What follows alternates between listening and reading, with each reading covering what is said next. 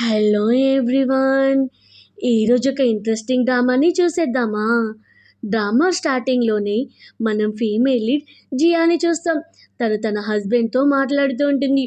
అలాగే అంటూ ఉంటుంది, ఏంటి నీ బ్రదర్ చనిపోయాడని మీ సిస్టర్ ఇళ్ళ యొక్క మొత్తం బాధ్యతలు నువ్వే తీసుకుంటున్నావా? అలాగే తనని బేబీ కూడా నువ్వే ఇప్పుడు డాడీ అవుతావా అంటే, అవును, మా అన్నయ్య చనిపోయాక ఇప్పుడు ఇంటి యొక్క వారసత్వాన్ని, అలాగే ఇంటి యొక్క పెద్ద కొడుకుగా అన్నీ నేనే చూసుకోవాలి కదా! అలాగే నువ్వెలాగూ ఈ ఫ్యామిలీకి బేబీనివ్వలేవు. అందుకే నేనే ఈ బాధ్యతను తీసుకుంటున్నాను అనగానే తను షాక్ అవుతుంది. ఫ్లాష్ బ్యాక్‌లో ఏమో మిస్టర్ షెన్ అంటే తన హస్బెండ్‌ని కాపాడడానికి తన ప్రాణాల్ని తెగించి మరి తనని ఒక యాక్సిడెంట్ నుంచి సేవ్ చేస్తుంది. ఆ టైంలో తను మదర్ అయ్యే అవకాశాన్ని కూడా కోల్పోతుంది. అప్పుడే డాక్టర్ ఏమో తినకి ఇంక బేబీస్ పుట్టరు ఫ్యూచర్‌లో అని చెప్పినా కానీ అతను అదేం పట్టించుకోకుండా ప్రపోజ్ చేస్తాడు. తను కూడా చాలా హ్యాపీగా ఫీల్ అవుతుంది. ఎందుకంటే ఇంత మంచి హస్బెండ్ దొరకబోతున్నాడు అని. అలాగే వాళ్ళిద్దరూ మ్యారేజ్ చేసుకుంటారు. అప్పుడే ప్రజెంట్‌లో ఏమో వాళ్ళ మదర్ తన దగ్గరికి వచ్చి కొట్టి అంటూ ఉంటుంది, నీ వల్ల నా కొడుక్కి ఎంత అవమానం, నీ వల్ల నువ్వు బేబీస్ కనలేవు, ఇప్పుడు మొత్తం ఫ్యామిలీ అంతా నా కొడుకునే తిడుతున్నారు.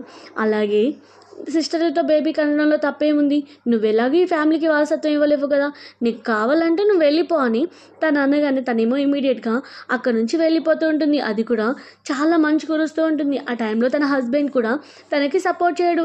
తను ఈ విషయం ఆలోచించుకుంటూ ఉంటుంది, ఈ హౌస్‌కి ఎప్పుడూ రిటర్న్ రావద్దు అని అనుకుంటుంది.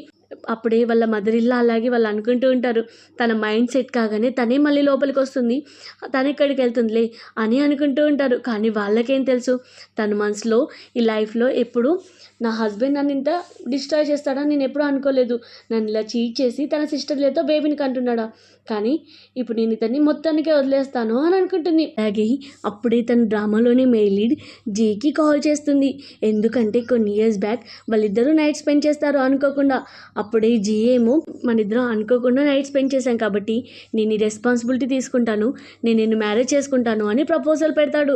కానీ ఆల్రెడీ తను మిస్టర్ షెన్తో అంటే తన హస్బెండ్తో లవ్లో ఉంది కాబట్టి తనేమో ఆ టైంలో నో అంటుంది. కాల్ చేసి అడుగుతూ ఉంటుంది, మీరు ఇచ్చిన ఆఫర్ ఇంకా అవైలబుల్ ఉందా అంటే అతనేమో హా అని చెప్తాడు. నెక్స్ట్ డే వాళ్ళిద్దరూ మ్యారేజ్ సర్టిఫికేట్ తీసుకుంటారు. సో తనేమో మ్యారేజ్ సర్టిఫికేట్ తీసుకున్నాక మళ్ళీ షెన్ యొక్క హౌస్కి వస్తుంది.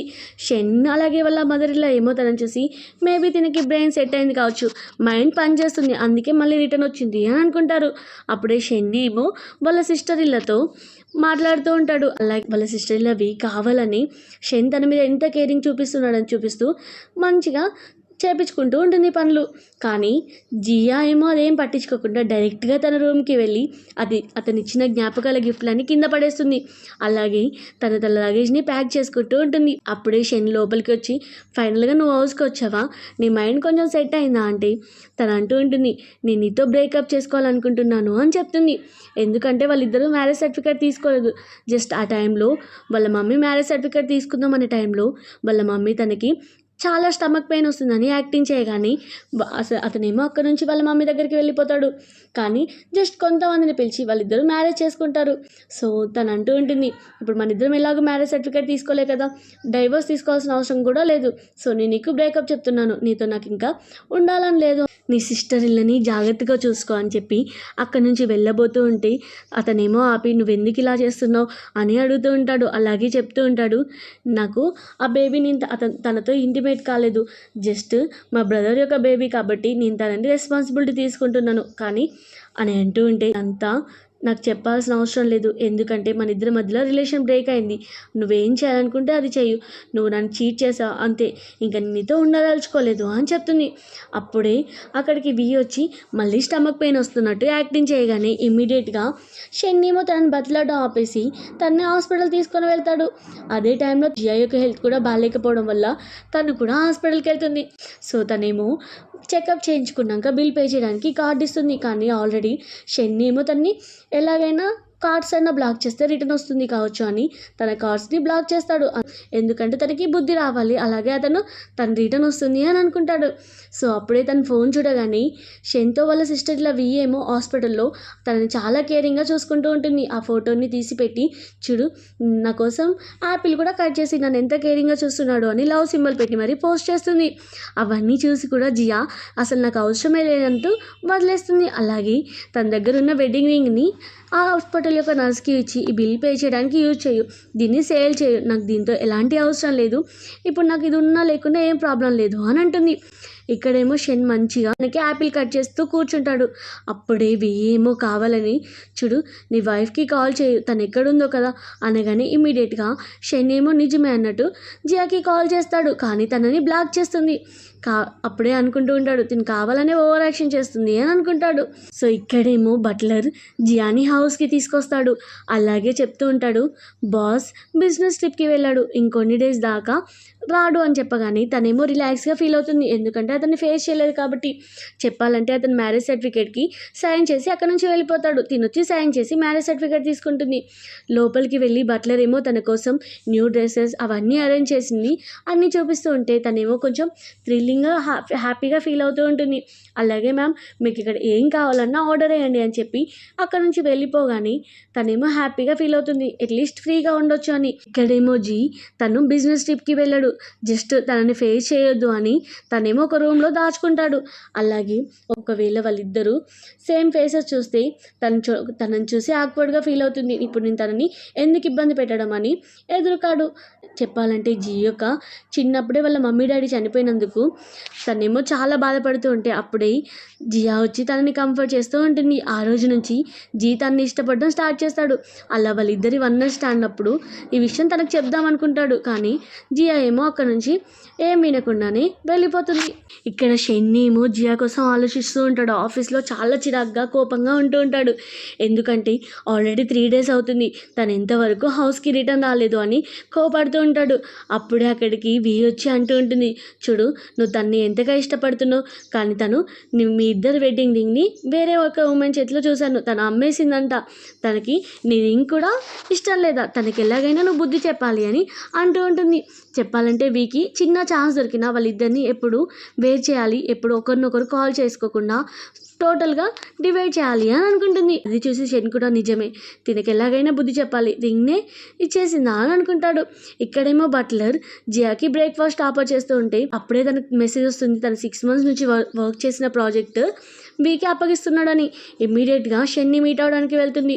అప్పుడే ఏమో బిజినెస్ పర్సన్తో సైన్ చేయడానికి రెడీగా ఉండేసరికి తను లోపలికి వెళ్ళి చూడు 6 months నుంచి నేను ఈ ప్రాజెక్ట్ మీద వర్క్ చేశాను, కానీ నా బెనిఫిట్స్ అన్నీ ఈ అమ్మాయికి ఎలా ఇస్తావు అంటే నువ్వెందుకు నాకు ఇలా చేస్తున్నావు అనగానే అతనేమో కోపంగా మరి నువ్వెందుకు ఇలా చేస్తున్నావు, మన వెడ్డింగ్ రింగ్ని ఎందుకు సేల్ చేసావని అడుగుతూ ఉంటాడు. అలాగే చెప్తూ ఉంటాడు చూడు నువ్వు నా వైఫ్వి, నువ్వు నీ హద్దుల్లో ఉండు, నువ్వు జస్ట్ హౌస్ వైఫ్ అనగానే తనేమో నవ్వుతూ ఉంటుంది. మన ఇద్దరం నార్మల్ స్టేజ్లో ఉన్నప్పుడు బిజినెస్ ఒక చిన్న కంపెనీ ఉన్నప్పుడు నేను చేసిన ప్రాజెక్ట్ వల్లనే కదా కంపెనీ ఇంత స్టేజ్కి వచ్చింది, ఇప్పుడేమో నువ్వేదో పెద్ద విఐపి పర్సన్ లాగా ఫీల్ అవుతున్నావు. సరే ఈ ప్రాజెక్ట్ నేనే చేశాను, ఒకవేళ ఈ ప్రాజెక్ట్ ముందుకు వెళ్ళాలి అంటే నేను లేకుండా ఈ ప్రాజెక్ట్ ముందుకు వెళ్ళదు, ఆలోచించి సైన్ చేయించుకో అని చెప్పి అక్కడి నుంచి కోపంగా వెళ్తుంది.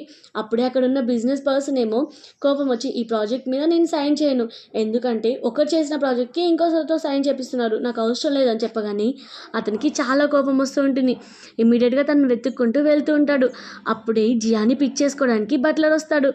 సో బట్లర్ ఏమో తనను తీసుకెళ్తూ ఉంటే చూసి ఏంటి ఈ ముసలోడితో తినేం చేస్తుంది అని ఇంకా కోపడుతూ ఉంటాడు. అలా తనను వెతుక్కుంటూ వెళ్తూ ఉంటాడు. కానీ తనేమో ఒక కార్లో లగ్జరీ కార్లో వెళ్ళిపోతుంది. బట్లర్ ఏమో తను ఒక ప్లేస్కి తీసుకెళ్ళి మీ వెడ్డింగ్ని ఇక్కడే సెలబ్రేట్ చేస్తారంట, బాస్ బుక్ చేశాడు అనగానే వావ్ అని కొంచెం ఎగ్జైటెడ్గా ఫీల్ అవుతుంది. ఇక్కడేమో షెన్ ఏంటి తను కార్లో వెళ్ళింది చూడలేదు కాబట్టి వెతుకుతూనే ఉంటాడు. ఇక్కడికి వచ్చి అంటూ ఉంటుంది తను కావాలని నేను ఇలా చేస్తుంది, నువ్వే తన దగ్గరికి వెళ్ళి నా లైఫ్లో నువ్వు లేకపోతే నేను ఉండలేను అని తనకు సారీ చెప్పాలని అనగానే అవును తను కావాలని ఇదంతా చేస్తుంది కావచ్చు, తను నన్ను అంతగా ఇష్టపడింది కదా, నన్ను వదిలేసి ఎక్కడికి వెళ్తుందిలే అని అనుకుంటాడు. అప్పుడే ఏమో అనుకుంటూ ఉంటుంది వీళ్ళిద్దరిని మొత్తానికే విడగొట్టాలి అని అనుకుంటుంది. ఇక్కడేమో జియా వాళ్ళ పేరెంట్స్ కాల్ చేసి నీకు అలాగే షెన్కి మధ్యలో బాగానే ఉంది కదా అని అంటూ ఉంటే తనేమో వాళ్ళ మమ్మీ వాళ్ళకి నిజం చెప్పదు. ఆ మమ్మీ మేమిద్దరం హ్యాపీగానే ఉన్నామని చెప్తుంది. ఇక్కడ ఏమో కావాలని జియాని ఎలాగైనా ఇబ్బంది పెట్టాలి అని ట్రై చేస్తుంది. ఎందుకంటే షెన్ యొక్క బ్రదర్తో ఎప్పుడూ ఇష్టపడలేదు. ఆ బేబీ కూడా షెన్ యొక్క బ్రదర్ది కాదు, తన బాయ్ ఫ్రెండ్. సో తన బాయ్ ఫ్రెండ్కి చెప్తూ ఉంటుంది, నువ్వు ఎలాగైనా జియాని టార్చర్ చేయాలి అని చెప్తుంది. అలాగే ఇక్కడ జియా ఏమో బట్లర్కి చెప్తూ ఉంటుంది, నేను రేపు కంపెనీ తరపు నుంచి ఒక పార్టీకి వెళ్తున్నాను, ఈ విషయాన్ని జీకి చెప్పు అని అంటుంది. ఎందుకంటే వాళ్ళిద్దరూ లీగల్గా మ్యారేజ్ చేసుకున్నారు కాబట్టి నా హస్బెండ్గా తన అన్ని బాధ్యతలు తెలుసుకోవాలి, నా గురించి ప్రతి ఒక్కటి తెలుసుకోవాలి అని తను అనుకుంటుంది. ఇప్పుడే మనకు తెలుస్తుంది, జియా పడుకున్నాక ఎవ్రీడే నైట్ జియాని మీట్ అవడానికి జియా వస్తాడు. అలాగే తనని చూస్తూ ఉంటాడు. ఫ్లాష్ బ్యాక్లో వాళ్ళిద్దరూ నైట్ స్పెండ్ చేశాక అప్పుడే తను అంటూ ఉంటుంది, చూడు దీని గురించి మనం మర్చిపోవాలి, మనం పెద్దోళ్ళం కదా, అలాగే ఇదేదో మిస్టేక్లో జరిగింది, సో దీని గురించి వదిలేసేయాలి అని అంటాడు. జియా ఏమో తన మ్యారేజ్ డే రోజు కూడా తన దగ్గరికి వచ్చి అడుగుతూ ఉంటాడు, నువ్వు షెన్ని వదిలేసి నన్ను మ్యారేజ్ చేసుకో అని. అప్పుడు కూడా తను అతన్ని ఇగ్నోర్ చేసి రిజెక్ట్ చేస్తుంది. నెక్స్ట్ సీన్లో షెన్కి తన కంపెనీకి జియా వచ్చింది అని తెలుస్తుంది. తను అనుకుంటూ ఉంటాడు, మేబీ నాకు సారీ చెప్పడానికే వచ్చింది కావచ్చు అని అనుకుంటాడు.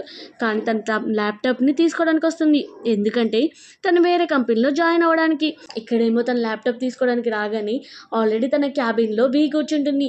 అలాగే కావాలని తన ల్యాప్టాప్ని కింద పడేసి, నీకు తెలుసా నాకు షెన్కి మధ్యలో నైట్ చాలానే జరిగాయి, అలాగే అతను నేను తొందరలోనే మ్యారేజ్ చేసుకోబోతున్నామని చెప్తూ ఉంటే తనేమో ఏం పట్టించుకోదు.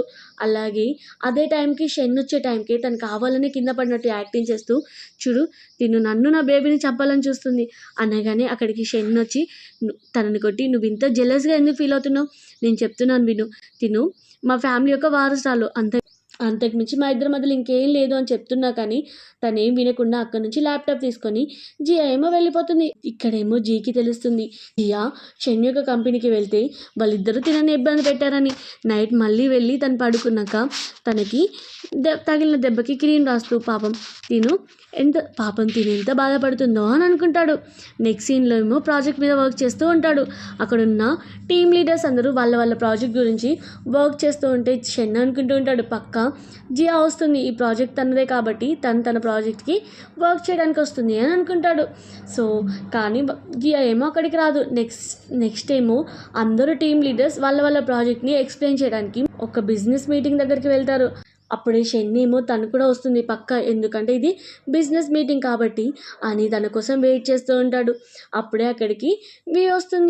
చెప్పాలంటే కావాలని తన బాయ్ ఫ్రెండ్తో తనని కిడ్నాప్ చేపిస్తుంది ఈ బిజినెస్ మీటింగ్కి రావద్దు అని. అలాగే షెన్ దగ్గరికి వెళ్ళి, ఆల్రెడీ నేను కూడా కొన్ని మంత్స్ నుంచి దీని మీద వర్క్ చేస్తున్నాను కదా, నాకు కూడా దీని గురించి తెలుసు, సో నేను ఎక్స్ప్లెయిన్ చేస్తాను అనగానే అతనేమో తనకి ప్రాజెక్ట్ వర్క్ ఇస్తాడు. సో తనేమో చెప్తూ ఉంటే అదే టైంకి డోర్ ఓపెన్ చేసి జియా వస్తుంది. జియాని చూడగానే ఏమో షాక్ అవుతుంది. అలాగే అంటూ ఉంటుంది, నీ ప్రాజెక్ట్ అంతా నేను హ్యాండిల్ చేస్తున్నాను, ఏం టెన్షన్ పడకు అంటే, అయినా మీకెవరు చెప్పారు నేను మీ కంపెనీ తరపు నుంచి వచ్చానని, నేను వేరే కంపెనీ తరపు నుంచి వచ్చాను అని తన కంపెనీ యొక్క సెక్రటరీని పిలుస్తుంది.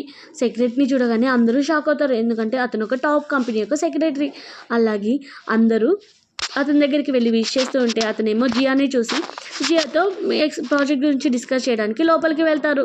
అప్పుడే షెన్ ఏమో షాక్లోనే ఉంటాడు, ఏంటి నిజంగానే తిని నన్ను వదిలేసి వేరే కంపెనీకి వెళ్ళిందా, నేను ఎప్పుడూ ఎక్స్పెక్ట్ చేయలేదు అని అనుకుంటాడు. అలాగే తన వెనకాల షెన్ వెళ్తూ ఉంటే మళ్ళీ ఏమో స్టమక్ పెయిన్ వస్తున్నట్టు యాక్టింగ్ చేస్తూ ఉంటుంది. కానీ ఈసారి షెన్ తనని పట్టించుకోకుండా అక్కడ నుంచి వెళ్ళిపోతాడు. అలాగే వాళ్ళిద్దరూ ప్రాజెక్ట్ గురించి ఎక్స్ప్లెయిన్ చేస్తూ ఉంటే సో అప్పుడే అక్కడికి షెన్ రాగానే ఇమ్మీడియట్గా జియా ఏమో అతని దగ్గరికి వెళ్ళి చెప్తూ ఉంటుంది, నేను ఆల్రెడీ నీతో బ్రేకప్ చెప్పుకున్నాను కదా, ఇంకా నువ్వు నా వెనకాల పడ్డం ఆపేసేయి, నీకు నాకు ఎలాంటి రిలేషన్ లేదు అని చెప్తుంది. సో అతనేమో అస్సలు వినడు, కానీ తను గట్టిగానే చెప్పడం వల్ల సైలెంట్గా ఉంటాడు. నెక్స్ట్ సీన్లో ఏమో తన కార్లో వెళ్తూ ఉంటుంది. అప్పుడే బట్లర్ కాల్ చేసి, మిమ్మల్ని కిడ్నాప్ చేసిన పర్సన్ దొరికాడు, ఆ పర్సన్ వీకి అలాగే తన మధ్యలో ఏముందో చెప్పాడు అనగాని తను అనుకుంటూ ఉంటుంది, నేను అసలు ఎప్పుడు డిస్టర్బ్ చేయాలనుకోవట్లేదు, కానీ తను కావాలని నన్ను ప్రొవోక్ చేస్తూ కిడ్నాప్ మరీ చేపించింది, సో నేను ఎలాగైనా తనకి రివెంజ్ తీసుకోవాలి కదా అని అనుకుంటుంది. షెన్ ఏమో ఎలాగైనా తనని బతలాడడానికి తనకు మంచిగా ఫ్లవర్ బొకే తీసుకొని ఇచ్చి ప్రపోజ్ చేద్దాం, తనని బతలాడదాం హౌస్కి రమ్మని అని అనుకుంటాడు సారీ చెప్పి. అలాగే వెళ్తూ ఉంటే అప్పుడే తనకి హాస్పిటల్ నుంచి కాల్ వస్తుంది. వీకి ప్రీ మెచ్యూర్ బేబీ పుట్టిందని ఇమ్మీడియట్‌గా హాస్పిటల్‌కి వెళ్ళగానే షెన్నేమో వాళ్ళ మమ్మీ తిడుతూ ఉంటుంది. "ఏంటి నా కూతురు నిన్ను నమ్ముకొని బేబీని ఇవ్వడానికి రెడీగా ఉంది. కానీ నువ్వు మాత్రం తన్నొదిలేసి ఎక్కడికి వెళ్ళావు?" అని అరుస్తూ ఉంటే అప్పుడే వాళ్ళ బ్రదర్ వచ్చి, "అవును నువ్వు కరెక్ట్ అసలు నువ్వు మంచి పర్సన్‌వేనా? నా సిస్టర్‌ని ఇలా ఏడిపియడం కరెక్టేనా?" అని తిడుతూ ఉంటాడు. సో, అతనేమో అదేం పట్టించుకోకుండా లోపలికి వెళ్ళి బేబీని పట్టుకొని హ్యాపీగా ఫీల్ అవుతాడు. వాళ్ళ ఫ్యామిలీకి ఒక వారసుడొచ్చాడని. అలాగే హాస్పిటల్ యొక్క బిల్ పే చేయడానికి వెళ్ళగానే అక్కడ జియా ఉంటుంది. అప్పుడే జియాని మళ్ళీ బతిలాడుతూ ఉంటే, "చూడు నీకు ఆల్రెడీ బేబీ వచ్చింది. ఇంకా నువ్వు నాతో నా వెనకాల ఎందుకు పడుతున్నావు? మీరిద్దరు హ్యాపీ లైఫ్ లీడ్ చేయని" చెప్పి అక్కడి నుంచి వెళ్ళిపోతుంది. సో, బట్లర్ ఏమో జియా దగ్గరికి వచ్చి, అలాగే తను కిడ్నాప్ చేసిన వీకి, తినకి ఎలాంటి సంబంధం ఉందో రిలేషన్ ఫైల్ ఇస్తాడు.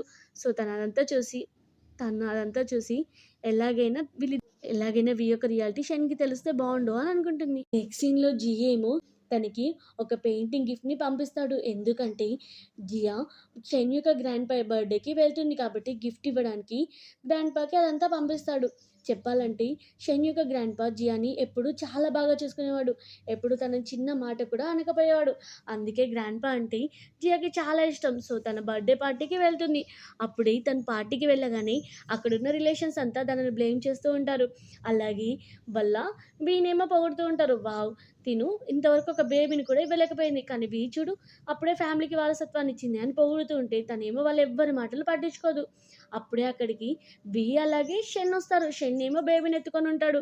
అప్పుడే వి అనుకుంటూ ఉంటుంది. ఇదే కరెక్ట్ చాయిస్. నేను ఈ ఫ్యామిలీలో కరెక్ట్ ఇంప్రెషన్ తెచ్చుకొని మా ఇద్దరి మ్యారేజ్ గురించి మాట్లాడుకోవడానికి అని అంటుంది. అలాగే జియాని చూసి చాలా జెలస్‌గా ఫీల్ అవుతుంది. జియా ఏమో ఓన్లీ గ్రాండ్‌పా కోసమే వస్తుంది కాబట్టి ఆ బేబీ వచ్చినా, ఎవరొచ్చినా సంబంధం లేదన్నట్టు బిహేవ్ చేస్తూ ఉంటుంది. అప్పుడే అక్కడికి గ్రాండ్‌పా వచ్చి అలాగే జియాని హ్యాపీగా రిసీవ్ చేసుకుంటాడు. ఎందుకంటే గ్రాండ్‌పాకి వి అస్సలు నచ్చదు. వి ఎలాంటి టైప్ అమ్మాయో గ్రాండ్‌పాకి బాగా తెలుసు. అందుకే అలాగే గ్రాండ్‌పాకి తనిచ్చిన గిఫ్ట్ పెయింటింగ్ చాలా నచ్చుతుంది. చాలా బావుంది అని చెప్తాడు. సో, తనేమో అక్కడి నుంచి వెళ్ళబోతూ ఉంటే వి ఏమో కావాలనే బేబీని ఎత్తుకొని జియా దగ్గరకొస్తుంది. అలాగే వాళ్ళిద్దరి మధ్యలో చిన్న డిస్కషన్ జరిగి వి కావాలనే కింద పడబోతూ యాక్టింగ్ చేసేసరికి అప్పుడే అక్కడికి షెన్ వస్తాడు. "ఏంటి నీకు కొంచెమైనా బుద్ధుందా? చిన్న బేబీని కూడా కింద పడేస్తున్నావు" అని తను కొట్టగానే తను ఊరుకుంటుందా ఈసారి? ఎందుకంటే వి యొక్క రియాలిటీ తెలిసింది కాబట్టి ఇమ్మీడియేట్‌గా ఫస్ట్ వీని కొడుతుంది. అలాగే షెన్ని కొట్టి, "నువ్వు ఇంకా ఎన్ని రోజులు కళ్ళు మూసుకొని గుడ్డివాడిలాగా ఉంటావు? కొంచెం చీకట్లో నుంచి బయటికి రా. అప్పుడు నిజం తెలుస్తుంది. నిజంగా అది అన్న యొక్క బిడ్డనా? నీ బిడ్డనా తెలవాలి అనుకుంటే డీఎన్ఏ టెస్ట్ చేపియుంటే." ఏమో భయపడుతుంది. తిను ఎక్కడ నిజం బయట పెడుతుందో అని ఇమ్మీడియేట్‌గా మిడిల్‌లో వచ్చి, "చూడు నా బేబీని కింద పడేయబోయింది కాక, ఇంకా నువ్వు నా గురించి ఇలా మాట్లాడుతున్నావా?" అని తనని పుష్ చేయగానే తను కింద పడబోతూ ఉంటుంది. అప్పుడే ఫస్ట్ టైమ్ జీ వచ్చి తనని సేవ్ చేస్తాడు.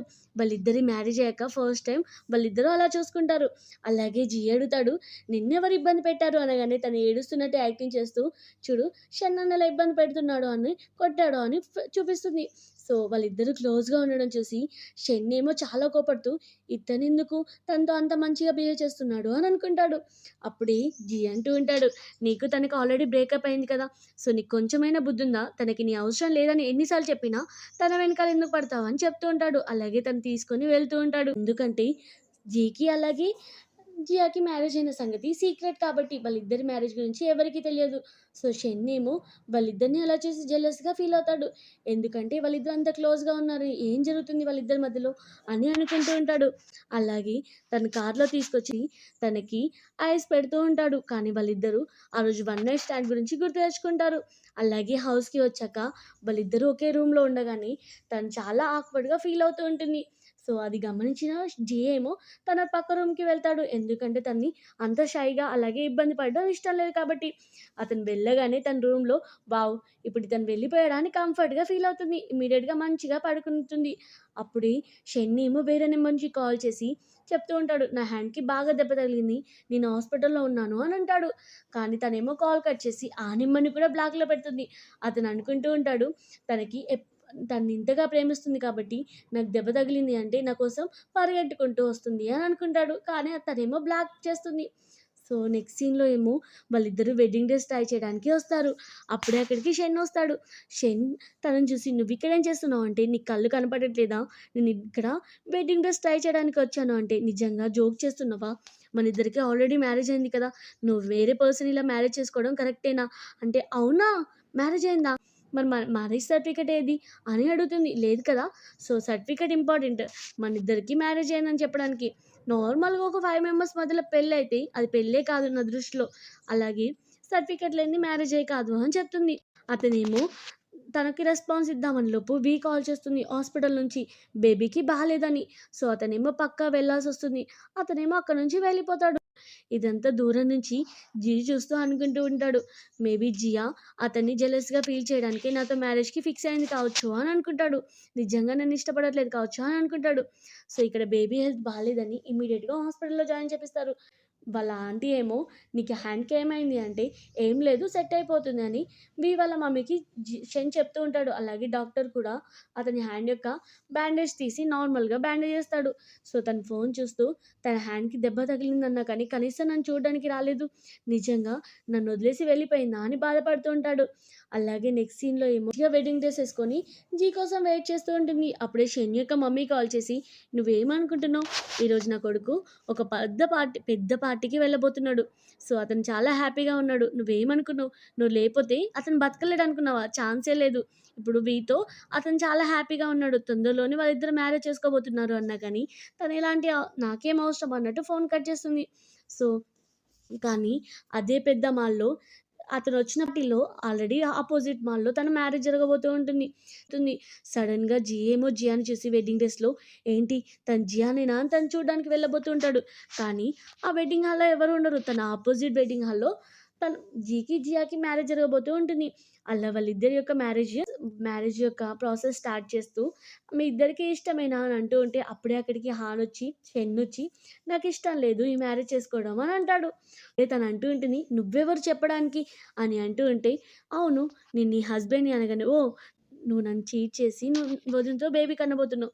అలాగే నన్ను మీ అమ్మ ఇంట్లో నుంచి బయటికి పంపించినా కానీ ఎప్పుడూ నన్ను సపోర్ట్ చేయలేదు. నేనెంత ప్రేమగా చూసుకున్నాను. ఇప్పుడొచ్చి నువ్వు నా లైఫ్‌లోకి రా అంటే వస్తానా? ఛాన్సే లేదు" అని అంటాడు.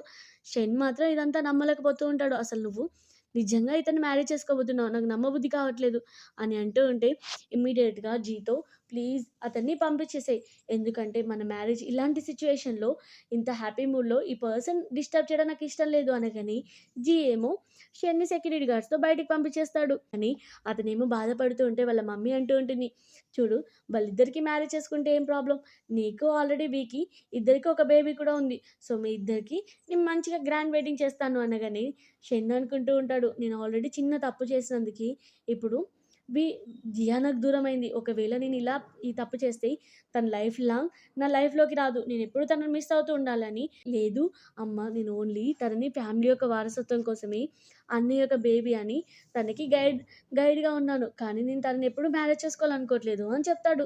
అది వినగానే అనుకుంటుంది ఎలాగైనా ఇతన్ని మ్యారేజ్‌కి ఒప్పేయాలి అని అనుకుంటూ ఉంటుంది. ఇక్కడేమో వాళ్ళిద్దరూ మ్యారేజ్ చేసుకొని ఒకే రూమ్‌లో ఉంటారు. సో, అతనేమో క్లోజ్‌గా వచ్చేసరికి తను చాలా ఆక్వర్డ్‌గా ఫీల్ అవుతుంది. అప్పుడే జీ అంటూ ఉంటాడు, "చూడు నువ్వు టెన్షన్ పడకు. నేను ఇష్టం లేకుండా ఫోర్స్ చేయను" అని చెప్పి వాష్‌రూమ్‌కి వెళ్తాడు. సో, తనేమో అతనితో మాట్లాడడానికి వెళ్ళేలోపు సడెన్‌గా డోర్ ఓపెన్ అయ్యి తను కింద పడిపోయి అతని మొత్తం బాడీ అంతా చూసేసి బయటకొచ్చి వాటర్ తాగుతూ ఉంటుంది. సో, తను కొంచెం పీస్‌గా ఫీల్ అవుతూ ఉంటుంది. అప్పుడే వాళ్ళ పేరెంట్స్ కాల్ చేసి, "నీ హస్బెండ్ దగ్గరున్నాం. అతను హాస్పిటల్‌లో ఉన్నాడు కదా!" అనగానే ఇమ్మీడియేట్‌గా తను హాస్పిటల్‌కి వెళ్తుంది.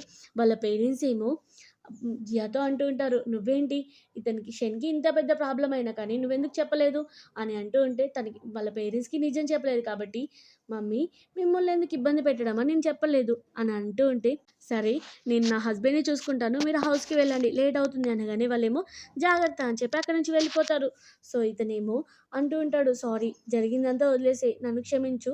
మళ్ళీ నా హౌస్‌కి వచ్చేసేయి" అని అంటూ ఉంటాడు. "నువ్వేమనుకుంటున్నావు? నువ్వు మా మమ్మీ డ్యాడీ చూపిస్తూ బ్లాక్‌మెయిల్ చేస్తున్నావా?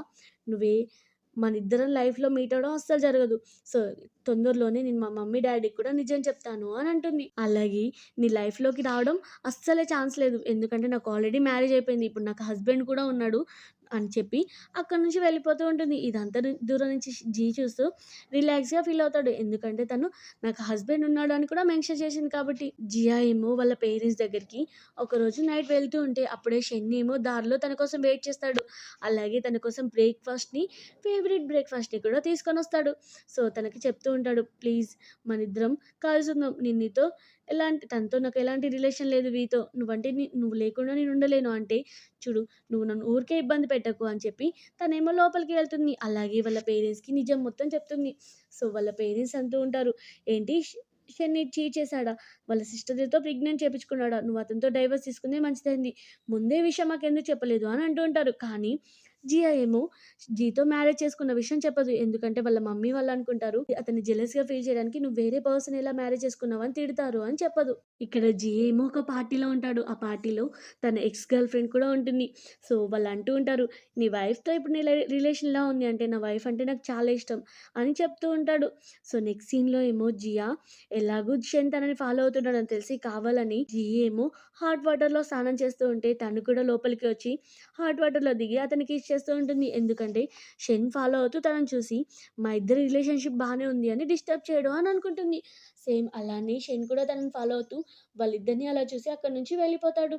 సో, అదే టైంకి జీ యొక్క ఎక్స్ గర్ల్ ఫ్రెండ్ రావడం చూసి తను అనుకుంటూ ఉంటుంది, ఎలాగో తినకి గర్ల్ ఫ్రెండ్ ఉంది కాబట్టి తొందరలోనే నాకు డైవర్స్ ఇస్తాడు. సో, నేను మా పేరెంట్స్‌కి చెప్పకుండా ఉండడమే బెటర్ అయింది. లేకపోతే మళ్ళీ వాళ్ళు బాధపడేవాళ్ళు. ఇక్కడేమో తను వాళ్ళ పేరెంట్స్ హౌస్‌కి రాగానే వాళ్ళ పేరెంట్స్ అడుగుతూ ఉంటారు, "సరే నీకు బాయ్ ఫ్రెండ్ ఉన్నాడని చెప్పావు కదా! అతన్ని ఎప్పుడు మీట్ చేపిస్తావు?" అంటే, "అతను చాలా బిజీగా ఉన్నాడు. ఫ్రీగా ఉన్నప్పుడు చూపిస్తాను" అని అంటుంది. ఇక్కడ షెన్నీ ఏమో నైట్ ఫుల్‌గా డ్రింక్ చేసి మెయిడ్స్ మీద అరుస్తూ ఉంటాడు. ఇక్కడ జియాన్ ఐటెమ్స్ అన్నీ ఎవరు తీశారు? తన ఐటెమ్స్ అన్నీ ఏ ప్లేస్‌లో ఉన్నాయో ఆ ప్లేస్‌లోనే పెట్టాలి అనగానే మేట్స్ ఏమో భయపడుతూ సర్దుతూ ఉంటారు. అతను పడుకోగానే ఏమో అతనికి క్లోజ్‌గా వచ్చి అతన్ని హగ్ చేసుకొని మార్నింగ్ లేచి అంటూ ఉంటుంది, "మనం న్యూ లైఫ్‌ని స్టార్ట్ చేద్దాం. ఎందుకంటే తను కూడా మ్యారేజ్ చేసుకొని వెళ్ళిపోయింది కదా!"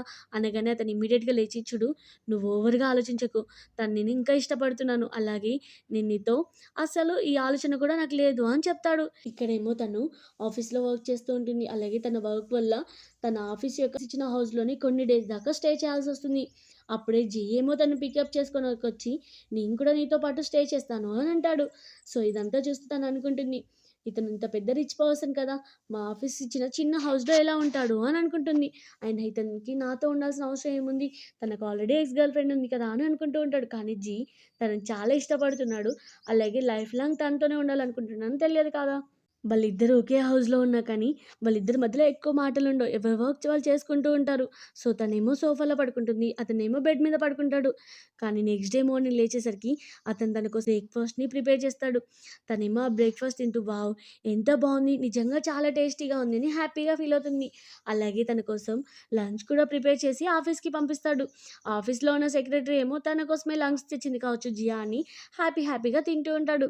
తన ఆఫీస్ నుంచి రిటర్న్ రాగానే అదే టైంలో అప్పటికి మంచిగా మంచు కురుస్తూ ఉంటుంది. అప్పుడే షెన్నేమో మళ్ళీ తన దగ్గరికి వచ్చి సారీ అని చెప్తూ ఉంటే తను పట్టించుకోకుండా హౌస్‌కి వెళ్ళబోతూ ఉంటుంది. సో, అతనేమో అక్కడే వెయిట్ చేస్తూ ఉంటాడు. లోపలికి వెళ్ళగానే యాజ్ యూజువల్‌గా జీ ఏమో తన కోసం డిన్నర్ ప్రిపేర్ చేస్తారు. అలా వాళ్ళిద్దరూ కలిసి డిన్నర్ చేసుకున్న ఇక్కడ షెన్నేమో నైట్ మొత్తం తన కోసం వెయిట్ చేస్తూ ఉంటాడు. సో, మార్నింగ్ తను బయటికి రాగానే షెన్ హ్యాపీగా ఫీల్ అవుతాడు. మేబీ నాతోనే మాట్లాడడానికి వస్తుంది కావచ్చు అని అనుకుంటాడు. కానీ అప్పుడే తన వెనకాల జీ వస్తాడు. జీని చాలా కేరింగ్‌గా డ్రెస్ సెట్ చేస్తూ కావాలని చేస్తూ ఉంటే తను అనుకుంటాడు, అంటే తనకి నా మీద ఇష్టం పోయిందా? నేను ఆల్రెడీ తప్పు చేశాను. ఇప్పుడు నా మీద ఎలాంటి ఇంట్రెస్ట్ లేదని నన్ను ఒకప్పుడు ఎంత ప్రేమగా చూసుకునేది. ఓన్లీ నన్ను మాత్రమే చాలా ప్రేమగా చూసుకునేది. కానీ నేను తన ప్రేమని అర్థం చేసుకోలేకపోయాను అని బాధపడుతూ ఉంటాడు. సో, తను కూడా డైరెక్ట్‌గా వచ్చి చెప్తుంది, "చూడు నువ్వెన్ని ప్రయత్నాలు చేసినా నాకు అవసరం లేదు. ఏ రోజైతే నువ్వు నన్ను మోసం చేశావో ఆ రోజే మన ఇద్దరి మధ్యల అన్ని రిలేషన్స్ బ్రేక్ అయ్యాయని" చెప్పి అక్కడి నుంచి వెళ్ళిపోగానే పాపం అతను నైట్ మొత్తం ఆ మంచులో ఉండడం వల్ల అతని హెల్త్ ఖరాబై అలానే పడిపోతాడు. కానీ తను ఇగ్నోర్ చేసి అక్కడి నుంచి వెళ్ళిపోతుంది. తనేమో కార్‌లో వెళ్తూ ఉంటే అప్పుడే వాళ్ళ పేరెంట్స్ కాల్ చేసి, "నువ్వింకా ఎన్ని డేస్‌కి నీ బాయ్ ఫ్రెండ్‌ని మీట్ చేపిస్తావు" అనగానే, "అతను చాలా బిజీగా ఉన్నాడు. సో, నేను కొన్ని డేస్‌లో మీట్ చేపిస్తాను" అని చెప్తూ ఉంటే ఇదంతా జీ చూస్తూ, "ఏంటి బాయ్ ఫ్రెండా? నన్నెందుకు ఇంట్రడ్యూస్ చేయట్లేదు" అని అనుకుంటుంది. అలాగే కంపెనీలో ఉండగానే అప్పుడే వాళ్ళ సెక్రటరీతో వీడియో కాల్ మాట్లాడిపిస్తూ ఉంటుంది వాళ్ళ పేరెంట్స్‌తో. అప్పుడే మధ్యలో జీ రాగానే ఈ పర్సన్ ఎవరు అంటే తను ఇమ్మీడియేట్‌గా అతని ఐడెంటిటీ చెప్పకుండా ఇతను మా బాస్ అని చెప్తుంది. నెక్స్ట్ సీన్‌లో అతను హాస్పిటల్‌లో ఉండగానే అప్పుడే వి వస్తుంది. మేబీ జీ అనే వచ్చింది అని లేచేసరికి వి ఉంటుంది. చూడు నేను ఆల్రెడీ బేబీని హ్యాండ్ ఓవర్ చేసుకుంటానన్నాను. నీతో నాకు ఎలాంటి రిలేషన్ లేదు అనగానే వికి చాలా కోపం వస్తుంది. ఇమ్మీడియేట్‌గా తన బాయ్ ఫ్రెండ్‌కి కాల్ చేసి ఎలాగైనా జియాని ఇబ్బంది పెట్టు అని అంటుంది. ఇక్కడ జియా ఏమో తన కంపెనీకి మీటింగ్‌కి వెళ్తూ ఉంటే జీ అంటూ ఉంటాడు నేను కూడా వస్తాను అంటే ఏం పర్వాలేదు అక్కడ ఎలాంటి ప్రాబ్లం ఉండదు నేను హ్యాండిల్ చేసుకుంటాను అని అంటుంది. అలా తనేమో తన మీటింగ్ ప్రాజెక్ట్ గురించి చెప్తూ ఉంటే అప్పుడే తన గురించి ఫేక్ న్యూస్ అంతా వి వల్ల బాయ్ ఫ్రెండ్ ఏమో ఎక్స్ప్లోర్ చేస్తాడు. అలాగే చెప్తూ ఉంటాడు తిను షెన్ని మ్యారేజ్ చేసుకొని అతన్ని బ్రేకప్ చేసుకుంది. అలాగే వేరే పర్సన్‌తో తిరుగుతుంది అనగానే అక్కడున్న వాళ్ళందరూ తనని హేట్ చేస్తూ ఉంటారు. అలాగే కొంతమంది ఎంప్లాయీస్ ఏమో నువ్వు ఒక పర్సన్ యొక్క లైఫ్ స్పాయిల్ చేయడానికి ట్రై చేసావా అని తను కొట్టబోతూ ఉంటే అప్పుడే షెన్ని ఏమో తనని సేవ్ చేసి చూడు నా వల్లనే ఇదంతా జరిగింది కదా నేను నిన్ను సేవ్ చేస్తాను అని చెప్తూ ఉంటాడు. తనేమో పట్టించుకోకుండా బాధగా హౌస్‌కి రాగానే జీ అంటూ ఉంటాడు డోంట్ వరీ హస్బెండ్ యొక్క డ్యూటీ నేను ఇప్పుడు ఎలా ఉంటుందో చూపిస్తాను నేను నిన్ను ఎలా సేవ్ చేస్తాను అని అక్కడి నుంచి వెళ్ళిపోతాడు అలా నిజాలన్నీ తెలుసుకోవడానికి. ఇక్కడేమో షెన్ డిసైడ్ అయిపోతాడు. ఎందుకంటే తను నన్ను మోసం చేయలేదు నేనే తనని మోసం చేశానని పబ్లిక్గా అనౌన్స్ చేస్తానని. వాళ్ళ మమ్మీ ఏమో నువ్వు ఇలా చేస్తే మన కంపెనీ యొక్క ప్రాపర్టీ ఏమవుతుంది అంటే నాకు ఇప్పుడు ఆల్రెడీ నేను తనని ఇబ్బంది పెట్టడం నాకు ఇష్టం లేదు నా వల్ల తను చాలా సఫర్ అయింది అని చెప్పి ఒక మీటింగ్ పెడతాడు. తనేమో షెన్ ఏమో నిజం చెప్దాం అనే టైంకి అప్పుడే అక్కడికి జీ వచ్చి రికార్డ్ చూపిస్తాడు. చెప్పాలంటే వాళ్ళ వదినకి బేబీ ఇవ్వడానికి వాళ్ళ ఫ్యామిలీ యొక్క వారసత్వాన్ని ఇవ్వడానికి తన బేబీని కంటూ తను చీట్ చేయడం వలని జియా తను వదిలేసి వెళ్ళిపోయింది అని. సో ఈ విషయం షైన్ కూడా ఒప్పుకుంటాడు. సో అక్కడున్న వాళ్ళందరూ ప్రెస్ అందరూ షాక్ అవుతూ ఉంటారు. అలాగే జియాని కిడ్నాప్ చేపించినందుకు వీనేమో అరెస్ట్ చేస్తే బి ఏమో షెన్ని బతలాడుతూ ఉంటుంది. అప్పుడే షెన్ అంటాడు నువ్వు తను ఎలా కిడ్నాప్ చేపిస్తావు నేను సేవ్ చేయను అని అంటాడు. అలాగే తను పోలీసులు అరెస్ట్ చేయగానే షెన్కి జియో ఒక రిపోర్ట్ ఇస్తాడు. చెప్పాలంటే అందులో ఇన్ యొక్క బేబీ కాదు వీకి ఆల్రెడీ బాయ్ ఫ్రెండ్ ఉన్నాడు తనతో పుట్టిన బేబీని ఈ బేబీ అని తెలిసి చాలా రిగ్రెట్గా ఫీల్ అవుతాడు. ఇన్ని డేస్ నుంచి ఈ అమ్మాయి కోసమే నా లైఫ్లో ఇంపార్టెంట్ పర్సన్ నేను కోల్పోయాను అని చాలా బాధపడుతూ ఉంటాడు. అప్పుడే తన దగ్గరికి రాగానే తను నిజం తెలుసుకొని నువ్వు ఇదంతా నాకు చేయడానికి రీజన్ ఏంటి అంటే చెప్తూ ఉంటాడు నేను చిన్నప్పటి నుంచి నేను ఇష్టపడుతున్నాను అని ఫ్లాష్ బ్యాక్లో ఏం జరిగిందో చెప్తాడు. ఎందుకంటే చిన్నప్పుడు మా మమ్మీ డాడీ చనిపోగా నువ్వు మాత్రమే నాతో ఫ్రెండ్షిప్ చేసావు ఆ రోజు నుంచి ఇష్టపడడం స్టార్ట్ చేశాను. సో ఫ్లాష్ బ్యాక్లో వన్ నైట్ స్టాండ్లో కావాలని జియాని వాళ్ళ క్లాస్మేట్స్ తనని ఇబ్బంది పెట్టడానికి పార్టీలో తనకి డ్రగ్ ఇస్తారు. సో అప్పుడే జీ కూడా అదే టైంలో అక్కడ తనని చూసి తనని సేవ్ చేయడానికి ఆ రూమ్కి వస్తాడు. సో జీన్ ఏమో తనని సేవ్ చేసుకోవడానికి తీసుకెళ్ళబోతూ ఉంటే తను కావాలని తన బాడీ అంతా హార్డ్గా ఉండడం వల్ల అతనితో ఇంటిమేట్ అవుతుంది. అతను కూడా జియా అంటే చాలా ఇష్టం కాబట్టి సైలెంట్గా తనతో పాటు ఇంటిమేట్ అవుతాడు.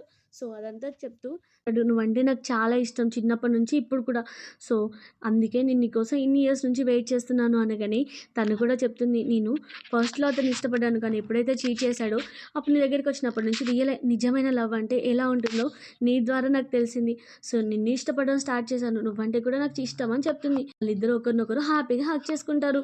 ఇలా వాళ్ళిద్దరి మధ్యలో మిస్అండర్స్టాండింగ్స్ అన్నీ క్లియర్ అవుతాయి. ఇలా ఈ డ్రామా హ్యాపీ ఎండింగ్ అవుతుంది. ఈ డ్రామా మీకు నచ్చినట్టయితే చిన్న లైక్ చేసి ఒక కామెంట్ చేయండి. Thank you for watching.